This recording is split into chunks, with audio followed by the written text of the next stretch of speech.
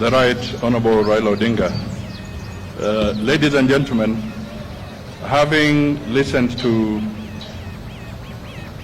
Baba, I now wish to make the following concluding remarks.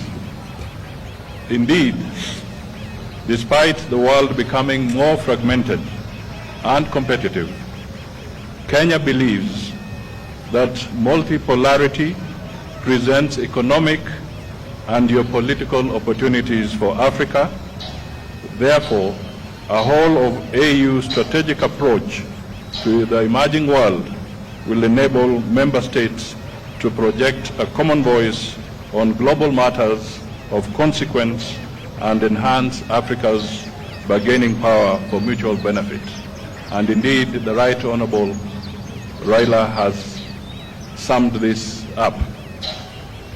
Therefore, for the continent to speak and act as one, the African Union Commission Chair the African Union will have to be more proactive and strategic in overcoming the persistent challenges that beset the African Union, namely funding shortages, logistical inadequacies, and the cyclic nature of conflicts.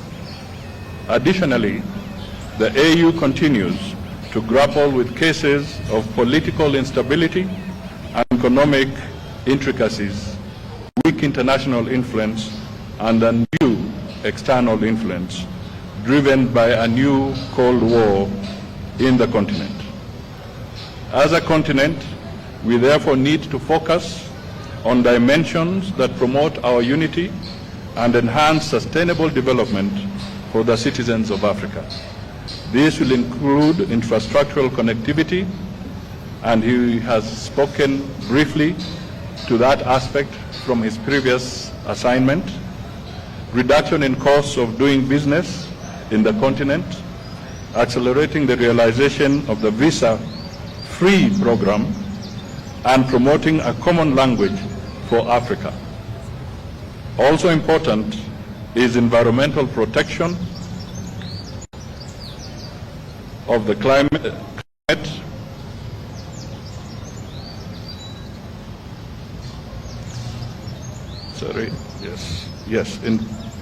environmental protection of the climate. The continent should work in one voice to campaign for reform of the international organizations and global financial institutions. The AU should be represented on the strategic international institutions, including membership to core decision-making organs of the UN. We shall promote functional non-alignment that strategically seeks to establish mutually beneficial relationships globally. I may just want to emphasize here that the chairman of the AU Commission also holds the seat for Africa on the G20 forum. Ladies and gentlemen, the candidate, Honorable Raila Odinga, is a renowned champion of Think Africa above all. As per the AU values and inherently motivated by the AU vision, an integrated, prosperous, and peaceful Africa driven by its citizens and representing a dynamic force in the global arena. Our continental body should increase Pan-African awareness among a critical mass of citizens and promote the Africanization of our elites to properly contribute to Africa's development goals and discourses. Kenya therefore envisions an AU that drives the continent beyond silencing the guns to achieving peace, sustainable peace, and security for collective prosperity. We have a long experience of supporting the AU and regional bodies, as well as bilateral engagements to foster peace and security regionally and globally.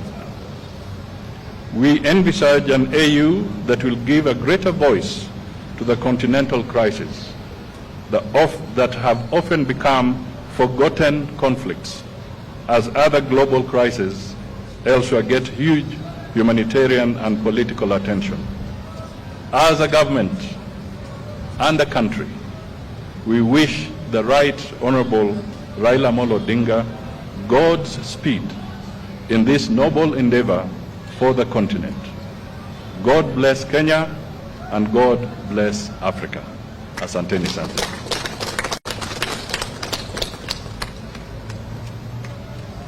Asante sana. There could be just a few questions.